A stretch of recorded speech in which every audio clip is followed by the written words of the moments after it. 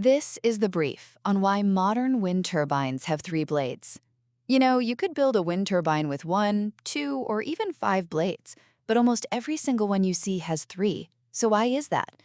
Well, it turns out it's this perfect balancing act between three things: physics, engineering, and, believe it or not, how we feel about them. First, it's all about efficiency. It's this constant battle between torque and drag. See, more blades give you a lot of torque, that initial push, but they also create a ton of drag. Fewer blades mean less drag, but then you lose that turning power. And three blades, that's the absolute sweet spot. It gives you the highest possible efficiency for the speed.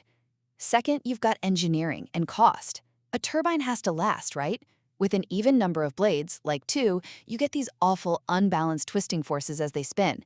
And that means you have to spend a ton of money making the tower and hub way stronger. But with three blades, the wind load is distributed so much more evenly. You get that stability without paying for extra blades you don't really need. And finally, and this might surprise you, it's about us. I mean, aesthetically, a three-blade rotor just looks more balanced, right? It's less choppy than a two-bladed one. But the big one here is noise. Because three blades are so efficient, they can spin slower than a two-blade design. And that means they're way, way quieter. So when you put it all together, the three-blade design is the standard because it masterfully balances physics for peak energy, engineering for durability and cost, and human comfort for minimal noise and visual appeal.